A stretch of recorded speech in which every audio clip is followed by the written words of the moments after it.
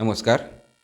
आज 15 जानेवारी 2026ला मालवण नगर परिषदेमध्ये सामाजिक कार्यकर्ते रश्मी नुरफराका रोगे यांनी एक निवेदन दिलं. ते निवेदन मोकाट जनावरांच्या उपायाबाबत होतं आणि त्या संदर्भात त्यांनी काय म्हणलं त्यांच्याकडूनच जाणून घेऊया. रश्मीजी, आज तुम्ही ते नगरपालिकेत निवेदन दिलं त्याविषयी तुम्ही थोडं सांगावं. हे निवेदन मी गेले बरीच वर्ष त्यांच्याजवळ देत आहेत, परंतु प्रशासकीय राजवट असल्यामुळे ते काही मला म्हणावं तसं त्यांनी माझ्या समस्येचं निवारण केलं नव्हतं. परंतु आता लोकनियुक्त नगराध्यक्ष आहेत, आपले दीपक पाटकर साहेब उपनगराध्यक्ष आहेत, तसेच आमचे स्थानिक 2 नगरसेविका आहेत आणि स्वीकृत नगरसेवक कांदळगावकर स्वतः तिथे होते. मग त्यांच्याशी आमचे संबंध चांगले असल्यामुळे त्यांच्याकडून आम्हाला चांगली काहीतरी कामं करतील याची अपेक्षा आहे आणि त्याच अपेक्षेने मी आज माझी समस्या घेऊन त्यांच्यापर्यंत गेलो होतो.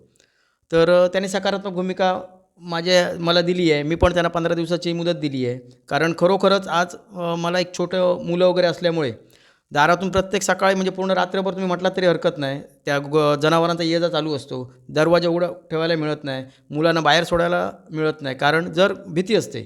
आणि अक्षरशः 2दा आमच्या डायरेक्ट घरात त्यांनी प्रवेश केलेला, टीव्हीला वगैरे धडक देण्याचा प्रयत्न केलेला. मग तेव्हासुद्धा मी त्याच रागात एकदा नगरपालिकेत गेलेलो, परंतु त्यांनी काय मला फक्त येतो, करूया अशीच उत्तरं दिली. त्याच्यावरती सकारात्मक भूमिका घेतली नाही.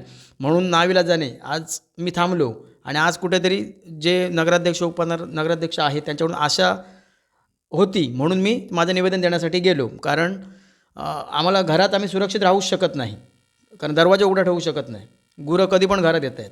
मग जर असं असेल तर त्यांना मी माझी एक उपोषणाची वेगळी दिशा दिली आहे की मी सुरक्षित स्थळ म्हणून नगरपालिकेत माझ्या कुटुंबाला घेऊन येऊन नगरपालिकेत वास्तव्य करेन.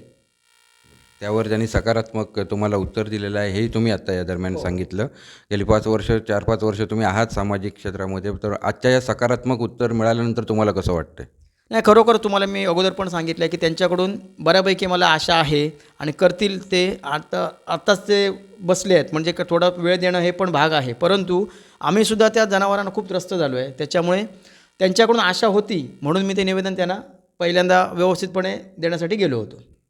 धन्यवाद, तुम्ही तुमचा वेळ दिलात. तर हे होते राकाउर्फ रश्मी रोगे, ज्यांनी मोकाट जनावरांच्या समस्येबाबत, त्या मूक जनावरांच्या समस्येबाबत एक निवेदन नगरपालिकेकडे दिलेलं आहे आणि ते स्वतः त्यांनी देताना आपले नगराध्यक्षा, मालवणच्या नगराध्यक्षा ममता वराडकर, तसंच उपनगराध्यक्ष दीपक पाटकर, तसंच स्वीकृत नगरसेवक महेश कांदळगावकर आणि सन्माननीय सर्व मंडळी तिथे होती, असंही रश्मी नुरफराका रोगे यांनी सांगितलं आहे.